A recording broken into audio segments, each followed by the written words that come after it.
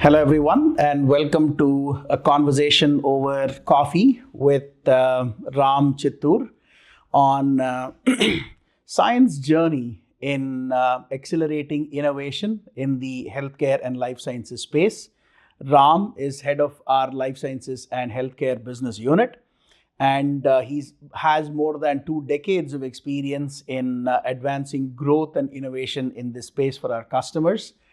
Over the years, Cyient has deepened our commitment to the healthcare, life sciences, MedTech space in terms of helping customers, accelerating product development, navigating the complex changes in regulatory, procedures, as well as improving overall patient outcomes.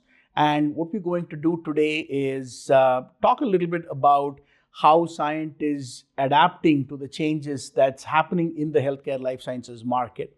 So welcome, Ram. It's a pleasure to have you here and look forward to a productive conversation. Absolutely, Anand. Thank you for that. A warm introduction and a warm welcome. Looking forward to this conversation. Let's start with, the big picture, right? So what are some of the, major trends that you're seeing in the healthcare life sciences market? Thank you, Anand. So there are several trends and opportunities that we are tracking across the healthcare and life sciences industry. And there are some big trends that are happening in this space. So one is around consumerism, where we are seeing that patients want to take more ownership of the data, and they want to track their and diagnose their own situations, and be involved more in their healthcare decision making. So that is one major trend that we are seeing. The second one we are looking at is increasing costs in care, and with new products and new medication and new procedures coming into play, the cost of healthcare is going up. And affordability is going lower and lower. Long-term trend that we are looking at. Along with that, there is also a shortage of healthcare workers. We saw this in a big way during COVID, and we all felt the effects of that. So that is another big challenge the industry is looking at solving. Another area that we are looking at is in complexity of compliance.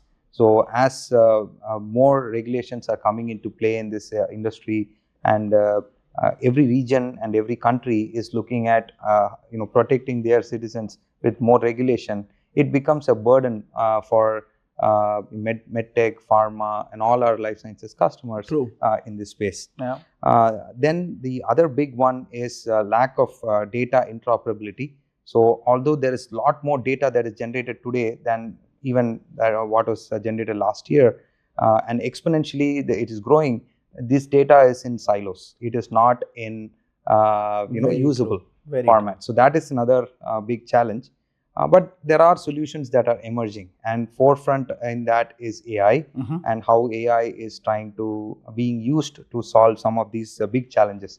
Along with that, automation, robotics, big data analytics are some of the other technologies that are coming in to solve these problems. And definitely at Cyient, we are tracking all of this and helping our customers through these tough problems. Okay. So can you elaborate? I mean, you spoke about some pretty complex challenges and potential solution options. So can you elaborate on how Cyient, helping our customers accelerate their product journey while also navigating all of these complexities in operations and in regulatory frameworks?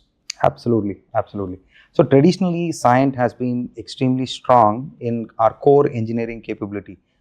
So what we call as domain-led engineering.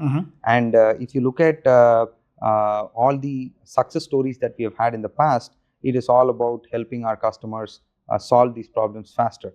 So with that in mind, we have come out with a go-to-market strategy, which we are calling as a 3x4, and which consists of 3 offerings and 4 service lines, which we think will create the greatest impact for our customers. So the first offering that we are bringing in the 3x4 is around accelerating NPI using AI. So we are looking at every single workflow in the entire journey of a new product development, whether it is in R&D, quality, regulatory, all the functional requirements, as well as every workflow requirements. and then we are trying to bring in AI tools and accelerators in every part of that workflow. That is something that we are doing there. Already we have developed multiple such AI assets, and we are looking at 100 plus assets coming up in the next few months in this space. The second one is once you have developed a product, a customer is looking at how do I use this connected device that I've built, and how do I monetize the data that comes out of the device. So that is an area we want to help customers by enabling new data streams, new revenue streams out of the data for the customers.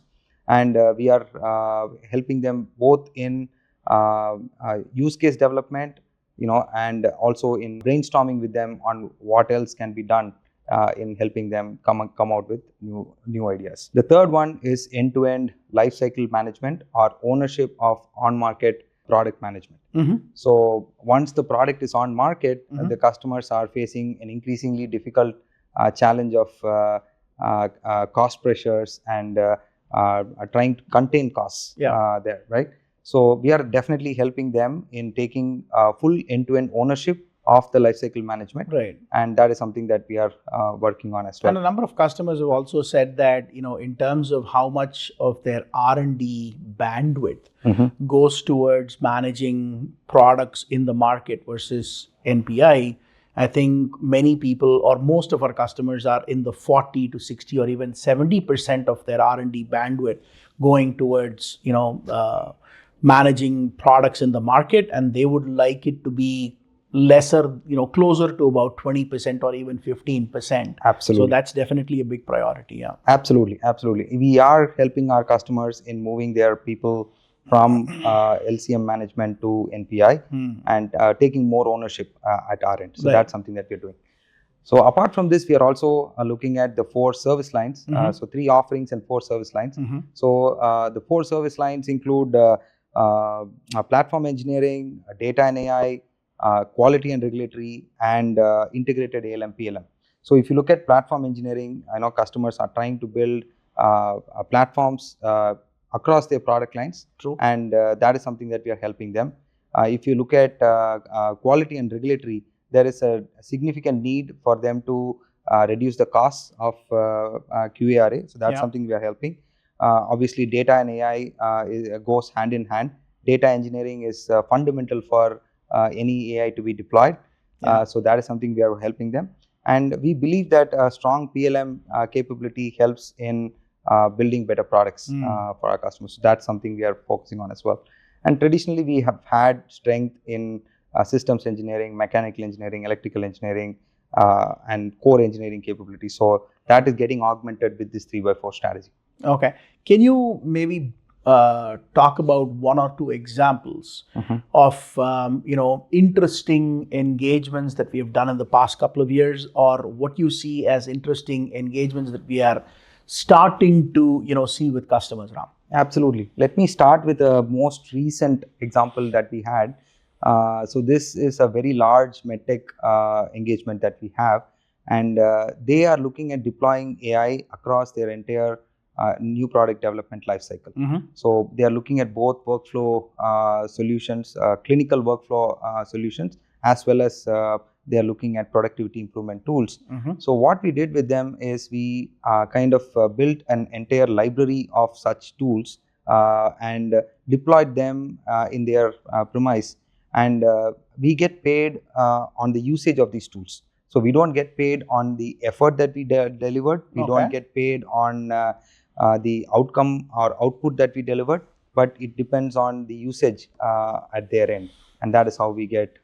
So not even on the completion of the project, but you're saying when the tool actually gets used by customers. So it's not enough just to deliver the product well, but make it compulsive for people or compelling for people to use. Okay. If they are not finding the benefit, they will not use it. And that is the ultimate test of the success of the.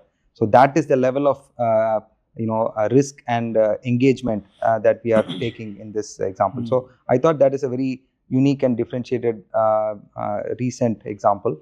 The other one that is close to my heart is something that we did during COVID.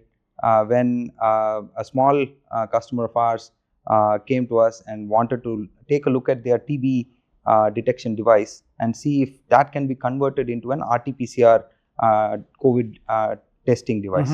So we not only help them convert that product into an RT-PCR testing device, but also help them manufacture it at scale, and did about 20 million tests in the first year of the engagement. So that's a very interesting one. If you look at our own people and how we are transforming Cyient to support some of these interesting use cases, and how we are changing our ways of working in this age of AI, what do you think is the change that we're bringing in? My responsibility is the Office of AI and Transformation, right? In a single line, if I were to describe it, our goal is to change the internal operating system of Cyient, right? Now, what does that mean? Our operating system is what makes us Cyient. That is how we sell to our customers, how we manage relationships, how we deliver value to our customers, how we recruit people, how we engage them, how we do our marketing, how we do our procurement, how we do our contracts, right? So this is, each of the processes is what makes Cyient our unique company. And our goal is not just looking at incremental improvements, not just to look at AI for automating parts of the work that we are doing, but rather to reimagine how an AI-first company in the technology services space will look like and operate. The value that we deliver to our customers, right? So what ultimately we deliver for our customers is helping them build, or engineer, build, maintain, operate their products, their plants, their networks. That will remain the same. We will still continue to help, our customers build airplanes, our customers, create, like, let's say 5G and 6G networks, help our customers, design, semiconductor chips, help our customers, build MR, CT, and other, medical devices, help our customers in the automotive space. So that will remain the same. But how we do that is going to fundamentally change, right? So if you are looking at, today, like most companies, we are in the path of evolution from a 100% human-centric organization into an AI-enabled human-centric organization. So we are we are using AI for productivity, but along the evolution continuum, we will become an organization that has a mix of human workers and AI agents. And that means that there is going to be large disruption in how we recruit talent, in how we set up contractual and commercial framework with our customers, what our infrastructure needs are going to be, and everything else in between. So this is, the equivalent of rewriting the operating system, right, of any particular machine. And so while people are most likely going to see a change in UI, a change in how we do work, the transformation is a lot more fundamental. Makes sense. So you've been in Cyient for some time. Not that I'm calling you old, but having seen these multiple industry changes over the period of time, how do you see this particular current change? And you called it Cyient 2.0, new operating system. This definitely feels like a very different from the previous transition. So what is your opinion about the current change? If I look back at when I started working, right, that was in the mid-90s, the world was getting used to a global workforce.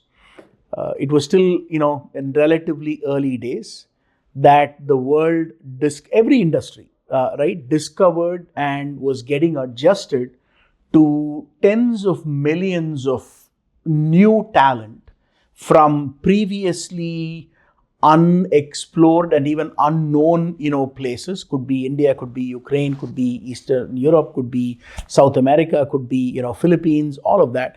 that were able to sort of add value, and and the early experiments, a lot of them were successful, some of them did not work so well. There were a lot of learnings, but over a period of time, every industry and every company adapted to this newer workforce, so much so that today, whether you're looking at a 5 people startup or a 500,000 Fortune 5 company, global workforce is a given. And I see a lot of similarity between that and what we are facing right now. We are starting to see the capability of a talent force, an AI talent force, which was previously not available, and previously and our understanding of what it can do, what it cannot do, how to work well with it is still evolving. So it can do some phenomenal things that is so difficult for humans to do, yet it can make some very silly mistakes. So the way that I kind of see the current situation that we are in is there will be experimentation, there will be some initial successes, there will be a lot of learnings, but over a period of time, every industry and every company will evolve to embrace AI as part of their normal value streams and work styles.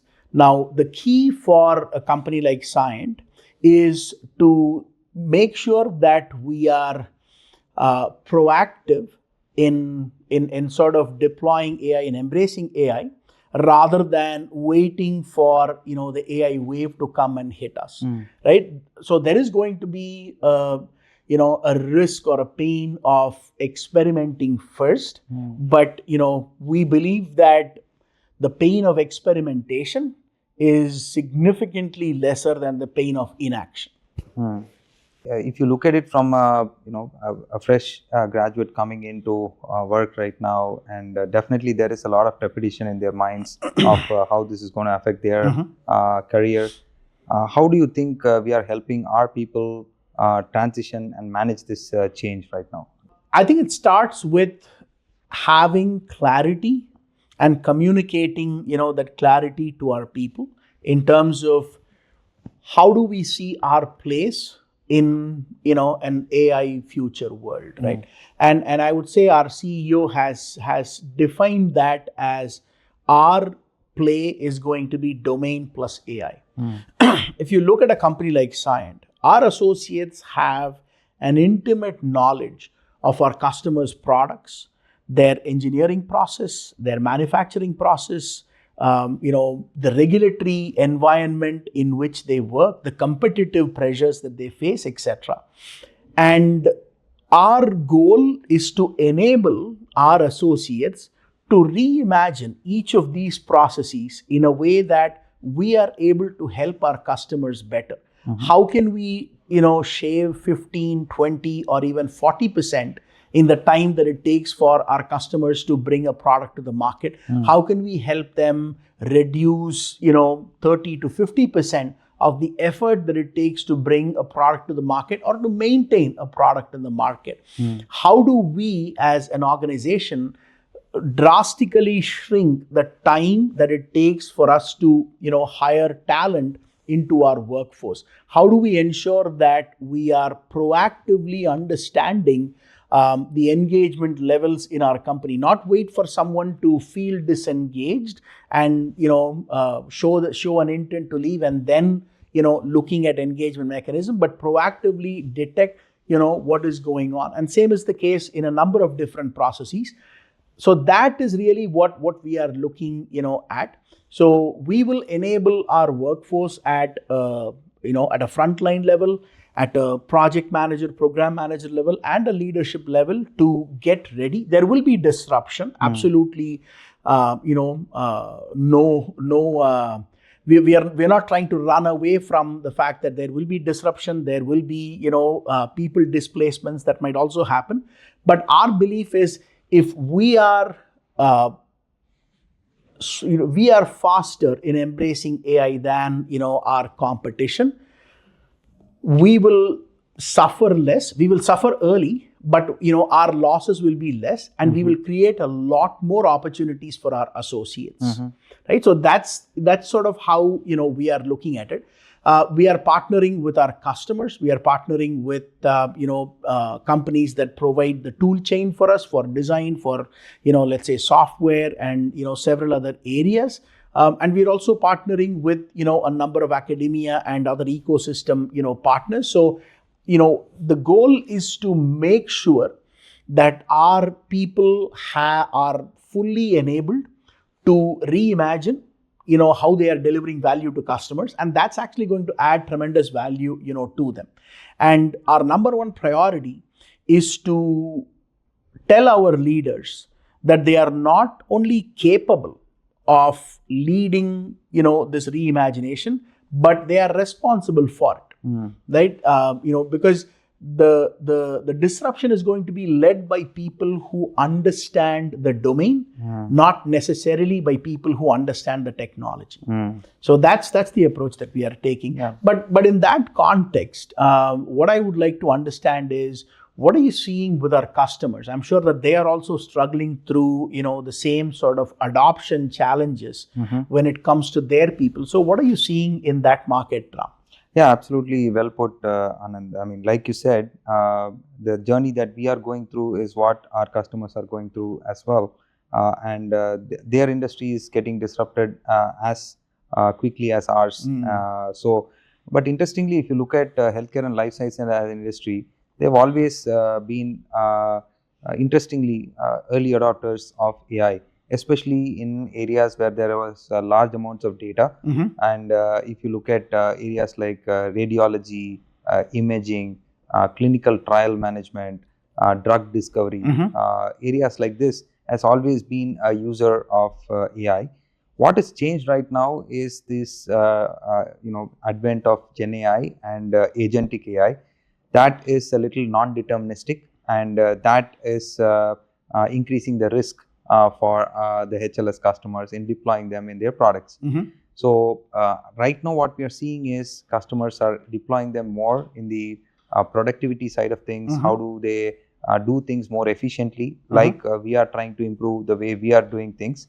So that is where we are seeing a lot of traction, and we are seeing us helping customers in delivering that. The other area is they are trying to, if they can't put Gen AI directly on the product, can they actually add it as add-on, which enhances the capability of the product itself? So things like surgeon assist or radiology co-pilot are aspects that are coming to market slowly. And FDA is warming up to it. The other regulatory agencies like the EU MDR, they are coming up with the EU AI Act, and we also comply to ISO 42001, which is a standard in this industry for deploying AI in medical technology. So all of this governance, standards, and capabilities make it a more structured way of introducing AI into HLS domain. So we are seeing that traction, and I think there is risk, but as you said, the few customers, companies who are embracing this risk are able to deliver better and more value to their end customers. Yeah, wonderful. So before we wrap up and before I let you go, tell me the one thing that you're most excited about, and looking forward to in the healthcare space for Cyient in the next, let's say, 18-24 months, Ram. Perfect, Anand. So there is a lot to be excited for right now, because in our industry, when there is a lot of change, we come in as solution providers and help our customers and help our growth along with that as well.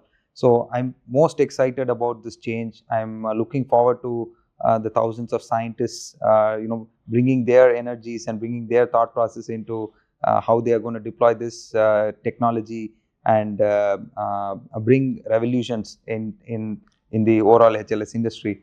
We're working on some very exciting problems right now. A lot of engagement with our customers. I mean, I couldn't have asked for better times than now.